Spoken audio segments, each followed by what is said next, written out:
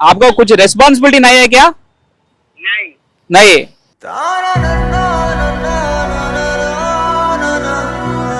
అందరికీ నమస్కారం. Welcome to the channel మనం టీవీ.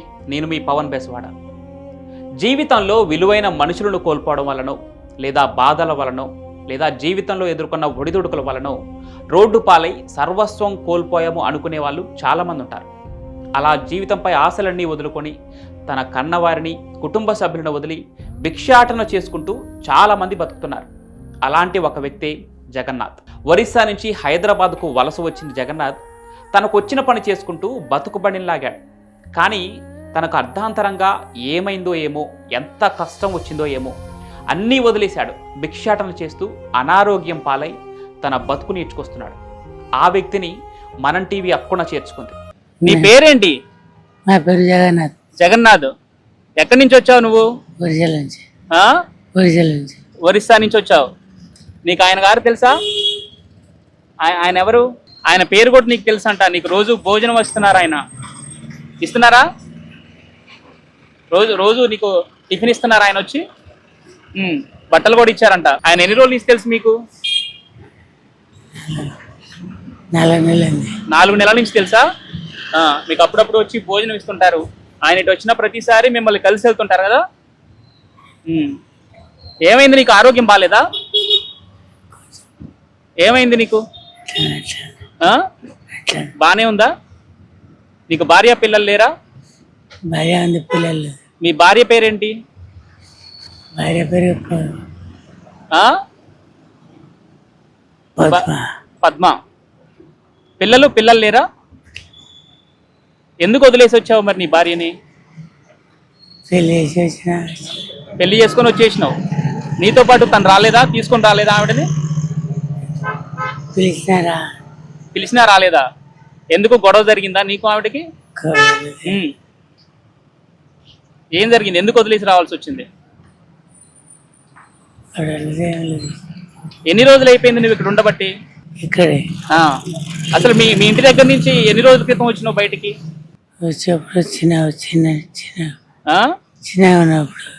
చిన్నగా ఉన్నప్పుడు వచ్చినావా? అప్పటికే పెళ్లి అయిపోయిందా నీకు? పెళ్లి ఎక్కడ చేసుకున్నావు? ఇక్కడ చేసుకున్నావా? ఒరిస్సాలో చేసుకున్నావా? ఒరిస్సాలో. తన కుటుంబ సభ్యులను వదిలి దాదాపు 25 ఏళ్ళు అయింది. చివరగా తన వాళ్లతో అసలు ఎప్పుడు మాట్లాడాడో కూడా తనకి తెలియని ఒక అభాగ్య స్థితిలో ఉండిపోయాడు జగన్నాథ్. వారి కుటుంబ సభ్యులను మనం టీవీ కూడా కాంటాక్ట్ అవ్వడం జరిగింది. కానీ తన వాళ్ళెవరూ జగన్నాథ్ను తీసుకెళ్లేందుకు కొంచెం కూడా ఆసక్తి చూపించలేదు.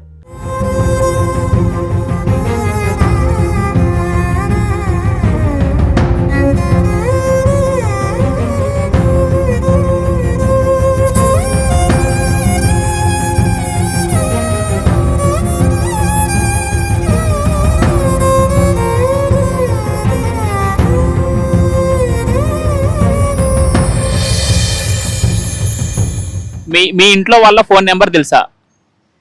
చెప్పు ఒకసారి నెంబర్. 977 977 62 62 63 63 87. हेलो भाई. नमस्कार. कृपाचंद जी. अरे उड़ीसा में कौन सा गाँव आपका? आपको हिंदी में हिंदी आपको मालूम नहीं है क्या?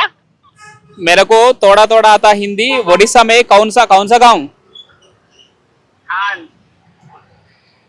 जाजपुर मालूम है ना? जाजपुर.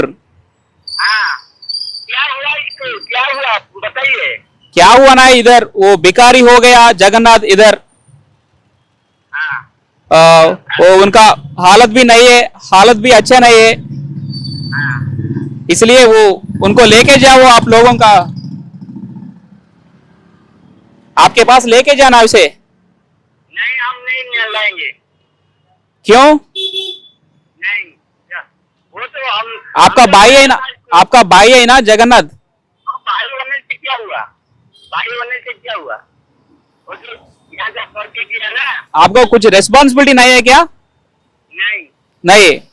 కనీసం తమ మధ్య రక్త సంబంధం కూడా ఉందని గుర్తుకురాని ఒక కఠిన హృదయాలు వాళ్ళవి.